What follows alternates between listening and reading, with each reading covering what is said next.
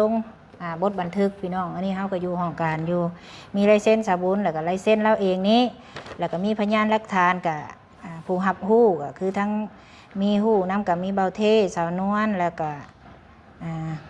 แม่เฒ่าบ่นี่แม่เฒ่าบ่เซ็นกี่นี่โอ้พ่อเฒ่าเนาะลายเซ็นบอนดินและเฮือนอันนี้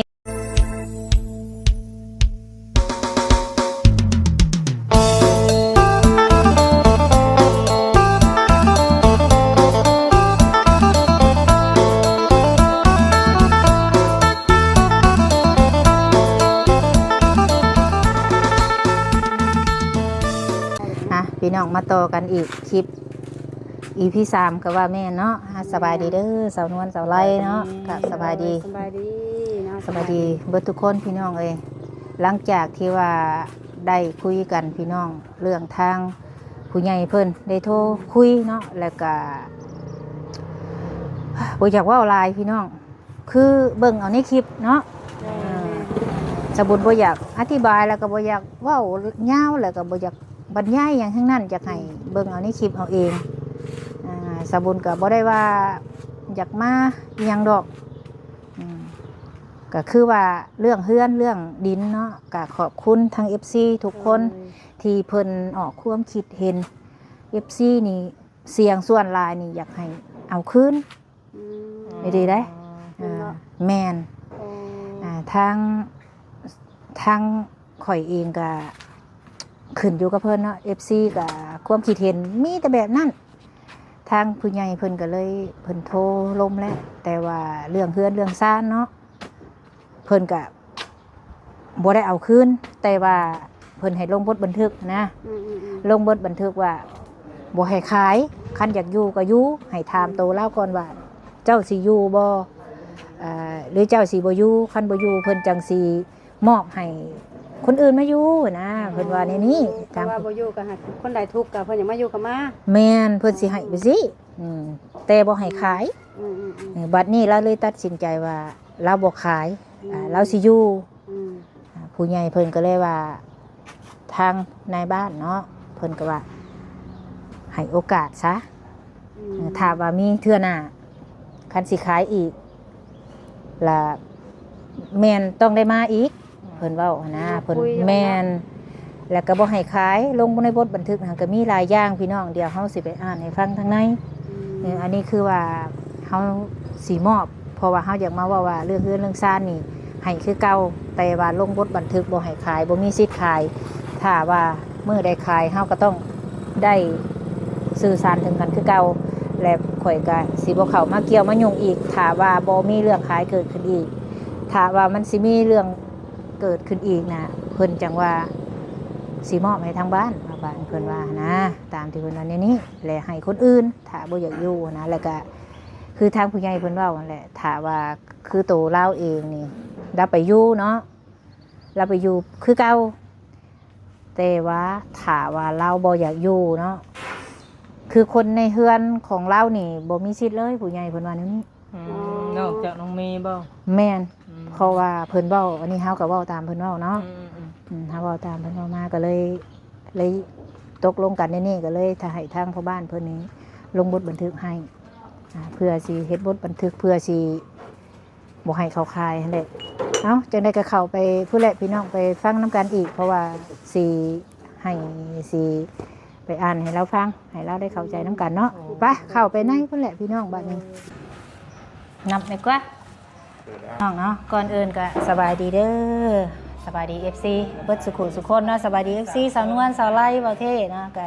FC ฝั่งลาวฝั่งไทยเบิดสุขุสุคนเนาะถือว่ามื้อนี้พี่น้องเนาะในคลิปนี้ก็บ่มีหยังคลิปนี้ในเมื่อทุกสิ่งทุกอย่างเนาะเฮาล้มกันลงโตแล้วพี่น้องในคลิปก่อนๆนั่นแหละทุกสิ่งทุกอย่างก็คือที่ทางผู้รักผู้ใหญ่เพิ่นได้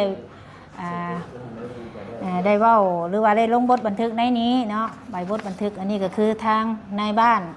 ของน้องเพิ่นเองลงบทบันทึกเพราะว่าอันนี้ก็ขออนุญาตเนาะพี่น้องทางในบ้านเพิ่นตอนที่เพิ่น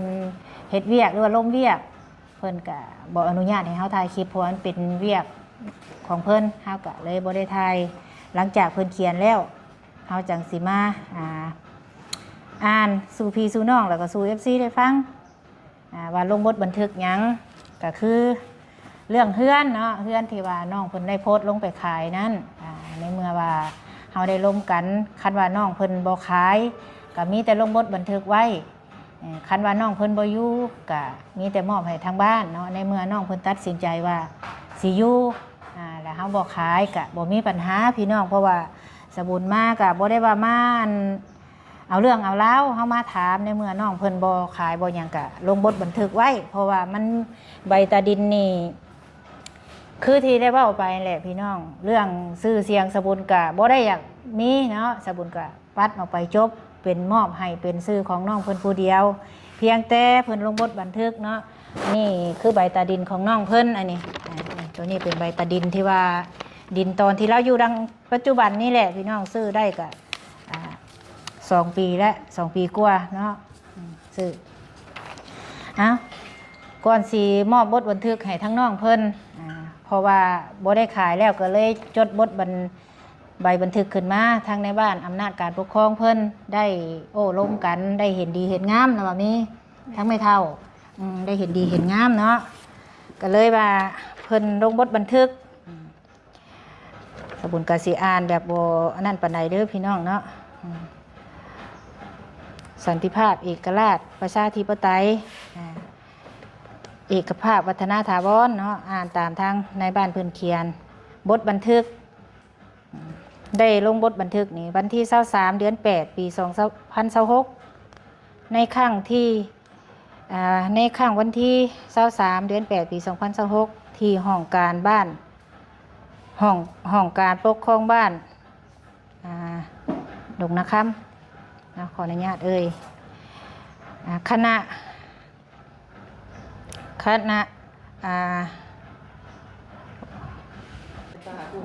ที่แรกเฮาเพิ่นนครไกรสอนบ่นครไกรสอนแขวงสวรรณเขตได้สร้างบทบันทึกไก่เกลียระหว่างนางกองคำจันทวงศ์อายุ19 ปีอยู่หน่วย9บ้านดงนาคำกับนางบุญอายุ48 ปีบ้านโคกเมืองอุทุมพรแขวงสวรรณเขตเกี่ยวกับเรื่องดินและเฮือนที่ผู้ใหญ่ใจดีสร้างให้อยู่บ้านพ้นสิมดินจัดสรรอยู่บ้านพ้นสิมเลขที่ตอนดิน500เนื้อที่ดิน624อันนี้เขียนตามที่เพิ่นเขียนลงเนาะ624 ตารางเมตรออกซื้อนางกองคำจันทวงศ์อิงตามการมอบสิทธิ์ของผู้ใหญ่ใจบุญที่ได้ซื้อดินและสร้างเฮือนให้นางกองคำแม่นให้นางบุญพามาตางหนาเข่าห่วมไก่เกลียและสร้างบทบันทึกอิงตามการตกลงกันมีดังนี้1แม่นให้นางกองคำอยู่แต่บ่มีสิทธิ์ขายมอบให้อยู่แต่บ่มีสิทธิ์ขาย2ถ้าจำเป็นแม่นให้ล้มกันกับนางบุญหรือผู้ใหญ่ใจบุญที่ซื้อดินและสร้างเฮือนให้2เพื่อให้มีความสงบแม่นบ่ให้นางบุญและนางกองคำบ่ให้ลงทางโลกโซเชียลนับแต่มื้อสร้างบทบันทึกนี้คือว่าเพิ่นหลังจากที่คลิปนี้เนาะหลังจากที่เฮาปล่อยคลิปนี้ลงไปแล้วบ่ให้มีไผอัดคลิปอยู่ในเฮือนในซ่านนั่งอยู่คนเดียวเข้าใจอยู่แล้วว่าเข้าใจ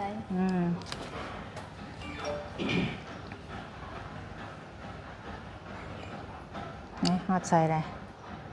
แม่นบ่ให้ทางโลกโซเชียลในบทบันทึกนี้เนาะบ่ให้ถ่ายคลิปมื้อนี้นี่คือที่ว่าเฮาถ่ายก็คือเพื่อว่าให้ทางผู้หลักผู้ใหญ่ได้รับรู้4อิงขอเสนอนางกองคำบ่ให้นางบุญมาจู้จี้จุกจิกเกี่ยวกับดินและเฮือนอีกเพิ่นว่าสบุญก็สิบ่มายุ่งมาเกี่ยวเนาะถ้าว่านี่เพิ่นได้เขียนต่อว่าถ้าว่าเพิ่นที่ว่านอกจากว่าเราสิมี ขายดิน หรือว่าเรื่องขายดินเนาะเพิ่นจังให้พัวพันต่อกันไหมเพิ่นว่าจังซี่คันว่าสิขายดินขายหยังอีกนะถ้ามีความจำเป็นเนี่ยเพิ่นให้ติดต่อหาไหมเพิ่นบอกแนวนี้แล้วก็ถ้าว่า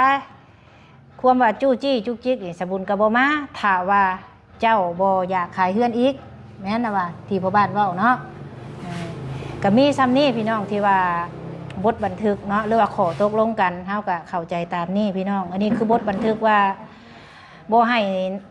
นางเล่านี่ขายมีสิทธิ์อยู่แต่บ่มีสิทธิ์ขายเนาะสบุญก็จะบ่มาวุ่นวายหยังกับเราเพราะว่าสบุญก็ทำหน้าที่ตัวเองถ้าว่าเรามื้อใดมื้อหนึงเราอยากขายอีกสินะเฮาก็ได้อันเข้ามาอีกทางในบ้านเพิ่นเว้ามาตามนี้พี่น้องเอ้ยเนาะเข้าใจอยู่แล้วว่ามีคือที่แม่บุญมาเว้าเนาะทุกอย่างนี่ก็เพื่อตัวเจ้าหั่นแหละข่อยก็บ่ได้มาข่อยคือข่อยก็สิบ่มาเกี่ยวถ้าเจ้าบ่ขายเฮือนเนาะก็ให้ชื่อคำนี้แหละที่เพิ่นลงบทบันทึกก็เพื่อว่าให้เจ้าอยู่ได้และก็บ่ให้ขายเพราะว่าเพิ่นเฮ็ดให้เฮาอยู่เงินคำมันก็หายากเพิ่นก็ได้ลงบทบันทึกไว้แล้วอันนี้ถ้าว่าจังใดก็คันเจ้ามีการสิขายอีกก็ให้เจ้าล้มกันคือที่เพิ่นได้เว้าไว้เนาะไม่เท่าก็เข้าใจน้ำกันเนี่ยเด้อและมีผู้มีลายเส้นนี่แหละเนาะคือที่มอบบทบันทึกกระทั่งในบ้านเพิ่นเป็นผู้ลงบทบันทึกพี่น้องอันนี้เฮาก็อยู่ห้องการอยู่มีลายเส้นสาบุญแล้วก็ลายเส้นเราเองนี้แล้วก็มีพยานหลักฐานกับผู้รับรู้ก็คือทั้งมีหู้น้ำกับมีเบาเทสาวนวลแล้วก็แม่เฒ่าบ่นี่แม่เฒ่าบ่เส้นกี่นี่โอ้พ่อเฒ่าเนาะลายเส้นบอนดินและเฮือนอันนี้คือพ่อบ้านเพิ่นจ้ำตาเนาะนี่แล้วเฮาก็ยังสิไปจ้ำตานำทางพ่อบ้านบ้านโพ้นซิมทางพ่อบ้านเพิ่นแนะนำอันนี้คืออันนี้คือใบบทบันทึกคือนี่เจ้ามีหยังสิเว้าอยู่บ่มีแต่ซ้ำนี่แหละมีซ้ำนี่แม่นบ่คลิปนี้คลิปสุดท้ายไม่ว่าตัวนี้โดยแต่หามทุกคนไปบอกเรื่องเฮ้าเหมือนอ้าวคือว่าคลิปนี้เนาะคือเฮามาถ่ายมื้อนี้ก็จบสุดท้ายเลยเจ้าก็คือกันแล้วก็บ่ต้องไปนั่งเว้าผู้เดียวจังซั่นจังซี่บ่ทุกคนเลยบ่ให้ไปนั่งเว้าโอเคก็คือเข้าใจเนาะเข้าใจคืออันนี้เนาะที่มอบหมายให้นี่คือข่อยเว้าที่แรกน่ะที่ข่อยมาก็ข่อยบ่ได้ว่าอยากมายึดเอาเฮือนเอาซ่านเนาะเฮาเว้าผ่านไปเบิดแล้วทุกอย่างก็เพื่อว่าปรับความเข้าใจเพราะผู้ใหญ่เพิ่นเฮ็ดให้เฮาอยู่ให้เจ้าเข้าใจบ่แม่นว่าอยู่บ่อยู่เฮาสิมาวุ่นวายบ่แม่นตัวนี้เจ้าก็คันว่าคิดเว้าผิดไปก็เว้าใหม่ก็ได้หยังก็ได้บ่ให้คือว่าเว้าสิก็บ่ให้เครียดบ่ให้สร้างกันคือข่อยนี่ข่อยบ่ได้แบบว่าบ่ได้อคติแล้วก็บ่ได้หยังข่อยเมื่อของข่อยแล้วข่อยก็ไปเวียกของข่อยก็บ่ได้แบบว่าสิมาใส่ใจเรื่องเก่าๆนอกจากว่ามันมีปัญหาข่อยจังเข้ามาไกลเกลี่ยคือเพิ่นเว้านั่นแหละเพราะว่าเฮาก็มีเวียกของเฮาคือกันบ่ได้ว่าสิมานั่งคิดแต่กับเรื่องเก่าๆแม่นเพราะว่าที่เพิ่นเฮ็ดให้เจ้าเนาะที่ข่อยเข้ามาเฮาก็เพิ่นก็อยากเห็นบ่แม่นว่าเฮาสิมาวุ่นวายว่าเป็นจังได๋นางที่เพิ่นเฮ็ดให้แล้วเป็นจังได๋แล้วอยู่จังได๋มาเบิ่งคันเพิ่นเห็นเจ้าดีมีสุขผู้ช่วยเพิ่นก็ภูมิใจได้อันนี้หั่นทุกคนที่ผู้ใหญ่เพิ่นสร้างให้นี่สบุญเชื่อว่าทุกคนนี่เพิ่นอยากเห็นคนที่เพิ่นสร้างให้นี่พัฒนาตัวเองบ่แม่นว่าเพิ่นสร้างให้เลยว่าเพิ่นไปวุ่นวายบ่แม่นอันนี้เนาะเฮาก็บ่มีหยังพี่น้องเอ้ยมื้อนี้ก็ได้คือถือว่าดินเฮือนก็เราได้อยู่คือเก่าแต่ว่าบ่ได้ขายเจ้าอยากอยู่ก็อยู่บ่แม่นสิว่าเอ้าค่อยให้เจ้าเลยบัดอยากไปเฮ็ดแนวใหม่นะมันบ่จบบ่งามเฮ้ยทางไม่เฒ่าเด้มีหยังสิว่าอยู่บ่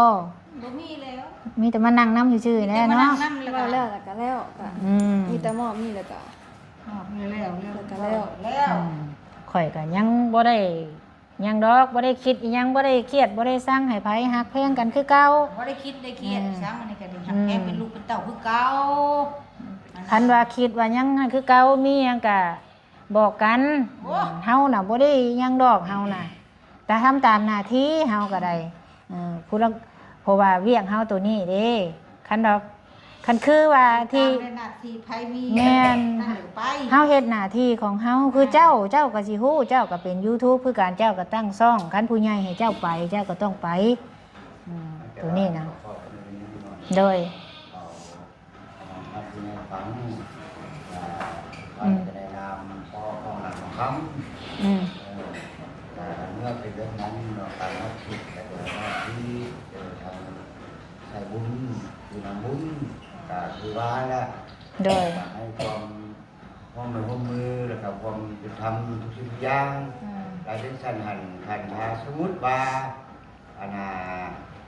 พี่น้องหรือว่าใดทางกองคำเจ็บเป็นหันไปเบิ่งไปแย่ได้บ่หรือว่าใดหันหาคือผ่านมาคือมีผู้สุดท้ายนิดน้อยเท่านั้น ฮะมันยังก็เว้าใหม่เด้อ เท่านั้น มันยังแล้วเว้าใหม่เด้อ เอาย่านว่านางกองคำเจ็บเป็นหายคำว่านอนอยู่พุ่นหันหา บ่ได้นั่นแหละว่า เอ้า สิเป็นหยัง เฮาบ่ได้ห้ามนะบ่เฒ่า บ่ได้ห้าม แล้วบัดนี้หา เพิ่นยังเว้าอยู่ ตัวนี้มันเป็นแรงเชื้อนี่แหละพอชื่อว่าสิก้อนพอลงได้สิก้อนเนาะ บ่ อันช่องมานะครับบอกให้ว่าผู้ใหญ่คนนั้นนะน้อยอันน่ะบอกว่าป่าเกินป่าทำจนไปทั้ง4บ่แม่นเพราะว่านางกองคำนี่ก็คนทุกข์ยากคือว่านั่นเนาะแต่ว่าหมดสิทธิ์ที่ว่าเพิ่นช่วยเหลือแล้วแต่เพิ่นก็มอบว่าอันน่ะมอบดินมอบดอนให้เด้อทางผู้ใหญ่ใจดีเพิ่นก็ได้ถ้าว่ามีกันอยู่กันนั่นแหละก็ช่อง เป็นไปซะแล้วในกล้องนั้น นั่นน่ะก็ได้มาชอบอยู่หากินน่ะบางครั้งก็บ่ได้ไปนอนอยู่เฮือนว่าซั่นซะอันตัวเนี้ยบางครั้งก็มาพี่มันตามเศรษฐกิจที่มัน ก็เฮาบ่ได้ว่าอันนี้เฮาบ่ได้ว่าบ่ได้ว่าขอแต่ว่าอย่าขาย ยันหมด แม่ แต่ว่าเรื่องผู้เข้าหูจักแล้วเข้าหูจักแล้วการตั้งคนเยี่ยนอธิบาย แม่นเฮาบ่ได้บังคับว่าบ่ให้เราอยู่พุ่นตลอดบ่แม่นเฮาเคยบอกว่าตอนตะกี้ก็ก็ไม่เฒ่าอยากไปอยู่ก็ไปบ่ได้เว้าบ่ได้ห้ามได้ว่าบ่ให้ไป ไปมาหากินนี่แหละ เฮาบ่ได้ห้ามได้ พอมาชิเว้าทาง14ผู้ใหญ่เพิ่นเว้ามันมีเด็กผู้อื่นบ่ให้ไปอยู่เป็นเป็ดข้าน่ะนี่แต่อยู่นำก็คำผู้เดียวน่ะแต่ว่าผู้ใครจะขอเว้าก็มันเป็นมาจะไปอยู่ไปนอนบ่นั้นนี่บ่หั่นน่ะ มันเจ็บเป็นเอ็ดวนไปเบิ่งกันเดี๋ยวพาไปบ่มีไผเว้าดอกอันนี้ หรือว่าบางครั้งนี่ว่าโอ้นางอันไม้หันออกจากนี่บ่มีชื่อมีเสียงบางเทื่อเนาะอันพูดเลยว่าไปนอน ตอนนั้นน่ะเพิ่นเห็นเราไปนอนเพิ่นก็ยังดีใจได้ว่าเจ้ามานอนกับไผน้องก็ดีใจคันน้องไปอยู่นำ มันได้เฮ็ดเวียนแล้วมันก็ไปบ่ได้ก็บ่มีผู้ มา ใด เยี่ บ่ ยม ได้ ยามเนาะแม่อยู่โอ้ไปรอรับอีเมฆก่อนเด้อนะเพราะว่าอยากกินข้าวยาวเลย โดยเอาตามนั่นแหละคันว่าเรื่องอนาคตแนวใดเฮาก็ยังซองบ่เห็นก็อยู่ไปเพราะว่ามีแต่ตามนี่แหละเด้อมีเด้อคือใบอันนี้ก็ไปเซ็นพ่อบ้านพ้นซิม